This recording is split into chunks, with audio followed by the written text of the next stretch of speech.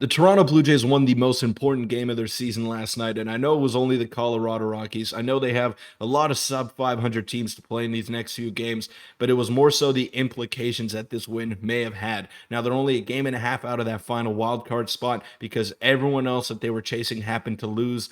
But we also got some bad news on the Danny Jansen front. He fractured his middle finger and may be out for a while. So we'll break that down and much more on this episode of Jays Digest.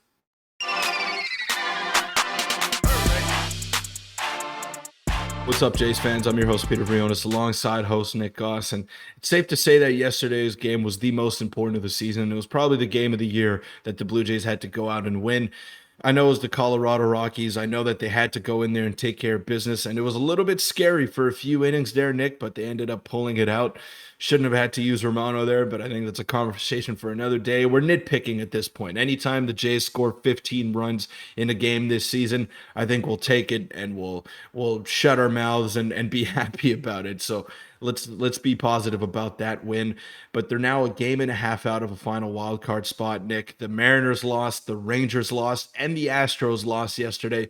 And it feels like it's been forever since we could have said that. Maybe one team will lose on a given day, but it feels like they've just been picking up wins. Maybe not the Rangers, but there's a big hill to climb there for the Jays, and they haven't been able to close the gap at all. But now it's starting to shrink a little bit. Yeah, and the Orioles lost as well for what it's worth. Not that we're chasing them, but we have a lot to break down. Before we do, make sure to hit the subscribe button. We're on the road to 8,000, and let's get into the injury updates first. We have a bit of an updated view on the Danny Jansen injury. He obviously came out of yesterday's game. Alejandro Kirk pinch hit for him, and he did his job. He drove in, cleared the bases when they were loaded, and that was phenomenal. However, after the game, John Schneider came on the interview and said everything that we didn't want to hear regarding this injury, and it was Danny Jansen has a fractured middle finger right hand. Tyler Heineman is to join the Jays. More tests coming. So that was the initial report, and then we got this a little bit after. It's that the fracture is near the knuckle. Likely Jansen lands on the IL, but that wasn't fully decided as of a few minutes ago. Now, this is pretty, interesting. They're obviously going to have Tyler Heineman there in case Jansen does go on the IL, and as of right now, there's still no update. I'm sure we'll find out probably in a few hours closer to game time, but that is an interesting thing to notice, that they didn't fully decide to put him on the IL right away, which, if you're going to take a positive out of this injury update, it's that maybe it's not, it is a fractured knuckle, but maybe it's not super severe to a degree because, if it was, you'd assume they'd put him on the IL right away, and that would have been, the end of the conversation there. Do we suspect he goes in the IL? Definitely. Tyler Heineman's been fine. He's familiar with the pitching staff, and that's kind of the biggest thing. He has familiarity with it, but Peter, not what you wanted to see. And Danny Jansen's been plagued with injuries his whole career. He hit a huge home run yesterday and put us up by 4-2, and it's not what you wanted to see, despite a game that was much needed to get the win. Yeah, no, and this is basically the ideal series for him to get going as well. His bat hasn't been as hot as of late, and you figure you get into Coors Field, a big right-handed power hitter, he's going to do some damage, and of course he won't be in the lineup for the next couple of games here. He probably will land on the IL, but Alejandro Kirk's got to step up, and they're in a pennant race right now, and he's probably going to have to play 5 or 6 days a week, and can he do that? He hasn't been able to do that this year. He wasn't able to do it last year. His body kind of broke down towards the end of the season. So these are going to be big stretches of games coming up here for Alejandro Kirk. He came up huge yesterday with that massive hit, that bases clearing 3-run double there. But can he continue that? Can he avoid hitting ground balls? Can he get back to some of that form that made him one of the league's best hitters in 2022? I mean, that's what we're going to have to find out here, Nick, because he's going to play a lot. He's going to shoulder the majority of the load when it comes to that catcher position, and he's got to step up, man. It's as simple as that. If there's a silver lining, it's that, and we'll discuss this now in a second, is that Alejandro Kirk has been unbelievable as of late. He has tons of extra base hits as opposed to, he hasn't been doing that at all this year. He's been a singles hitter and a double play hitter. Before we move on to the game recap where we discuss that, quick Bo Bichette note, as Bo Bichette did some running, hitting, and fielding ground balls right at him. Hope is he'll be back within the minimum 10 days, Schneider says, which is actually very, very positive news, kind of going under the radar. I mean, we have Chapman injured, we have Bo Bichette injured, but you maybe wouldn't have, known it with how good some of the minor league guys have been doing at the major league level. So let's break down the game of the year, which was yesterday. And I know we used this term a week or two ago, but this one definitely was, because if you lose yesterday's game when every other team you're chasing wins, that would have been just a devastating blow, because it's very rare, and you stated it, it's been months since every team that we wanted to lose, especially when it matters at this point of the year. And Peter, huge game for the bats. The pitching did fairly well. It's Coors Field, so the pitching never going to do phenomenal, but here was the box score, and Peter, I'll let you just kind of discuss what stood out to you in yesterday's game. Springer did good. Davis Schneider had a huge double to deep center. Whit Merrifield, and obviously Ernie Clement has been a delight since he got called back up. A very, very good defender. He obviously had a little error there yesterday, but a very good defender overall. He's been hitting. He hit the home run off the foul pole, and overall a much-needed win, especially considering they went down after giving up the lead. Yeah, and Ernie Clement has been playing phenomenal baseball. He's been a big contributor with the bat, and you're not really expecting that out of your number 8 or 9 hitter, wherever he's hitting in that lineup.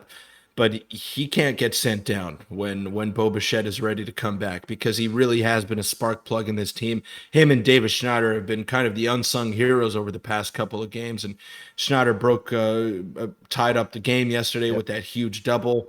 Springer, I feel, should have scored, but that was a big hit there. That was a massive hit by David Schneider, and they needed those. They've needed those all year long. And Ernie Clement hit a triple. He hit a home run yesterday. He's really tapping into some of that power as well that made him very successful in AAA. So I'd like to see him, play fairly consistently. I don't know where Davis Schneider is going to be when Matt Chapman and Bo Bichette come back. You figure second base, maybe Whit Merrifield, but you want to have more options if you're John Schneider. And these guys are really forcing his hand, and that's a good problem to have. That hasn't been a problem all year long for the Blue Jays, because Espinal and Biggio just haven't been cutting it, and they haven't been able to put them in the lineup. So now you have Clement playing the way he's playing. You have Schneider playing the way he's playing. When Merrifield started to swing it a little bit yesterday. So it's a lot more questions that need to be answered, and it's good because you need some internal competition, especially for a team that has struggled for the most part of the year. Yeah, it's going to be interesting when he comes back. I mean, looking at Ernie Clement's been phenomenal. When we come back and we have, Chapman, you have Bo Bichette, you have Kevin Kiermaier healthy again. You want Dalton Varsho to be in the lineup because he's been absolutely dominant. It's going to get a bit messy. You have Spencer Mhm. Horwitz called up as well, so who knows how they're going to juggle that. They're not going to send David Schneider down, I wouldn't say. Ernie Clement might be the victim of just Can't. too many You players. It can't do might. it. No, I agree. And he's been hitting the cover off the ball. Ernie Clement has. He's been hitting the cover off the ball in AAA at a 945 OPS. So we'll see, and we'll analyze that once it comes to it. But an overall phenomenal game for the offense. And again, it is Coors Field, so take all this offense with a grain of salt. If there was one disappointment yesterday, maybe Vladimir Guerrero Jr. He looks a bit lost at the plate, but I'm not going to touch on that too much. He did have a big hit when it kind of mattered, but moving on to the pitching a little bit, and it is Coors Field. I'm going to say that a bunch over the next few days. But Hyunjin Ryu, I was very, very impressed with. He didn't have his A-plus stuff. He battled in an inning where it could have fallen apart. He decided to only give up, or he was able to only give up 2 runs going 5 innings. What did you see out of him, Peter? He's been unbelievable since coming back. He's done exactly what you needed to do, and this is kind of what we wanted Manoah to do when he got called back up from AAA, or I guess the Florida Complex League a couple months ago. And Ryu just slid right in there. I don't think there's any going back for him because ultimately Ryu was playing for a contract this year, whether we like to admit that or not. So he's playing for his money. Yeah.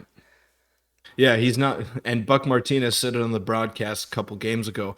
He's not playing for just the Blue Jays right now. He's playing for 29 other teams. And this is basically an audition for him. He's 36 years of age. People weren't sure how his body was going to hold up after coming back from Tommy John surgery, and he's been spectacular. Obviously, he's not going to strike out everybody. He's not going to blow you away with his fastball, but his location has been so much better than before he got sidelined with that injury. His changeup has been phenomenal, and that curveball that he possesses is really baffling to some hitters. Unfortunately, Angel Hernandez was stuck behind the plate yesterday for Hyunjin Ryu. He got shafted on a couple of those calls there, but he's looked very good ever since coming off the IL. And thankfully, he stepped into that 5th starter spot and been sensational because Alek Manoah just was not cutting it at the major league level. And I think he's allowed the Blue Jays to take it slow with Manoah and let him ease himself back into competition as opposed to rushing him back because you just have no other options. So I've been very impressed with Hyunjin Ryu. He's been phenomenal, and it was great to see Chad Green make his debut. It wasn't an ideal debut, but I think he's going to play a big role down the stretch here. Yeah, Zlotse was pretty solid, 94-95. The slider, he was a bit rusty with his command, but again, the defense didn't help Chad Green at all in that inning, and he obviously got some hard hit balls. But other than that, the bullpen was pretty good, and it did suck to use Jordan Romano, but I think John Schneider knew, and you spoke about this in the past, John Schneider knew he had to win the game, so you had to bring out Jordan Romano before it even got Yeah. remotely close. But one quick thing to wrap up the video. We had an insane prospect performance yesterday. Just want to quickly touch on it.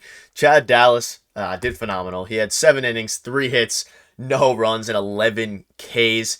Peter, I don't know how much you know about Chad Dallas. He's been kind of in the organization for Mhm. a little bit now, but just wanted to touch on this because not very often you see a little prospect like this who hasn't been spoken about much have an absolute dominant start. So this was also a bright side, and what was a very, very good day aside from the Jansen injury.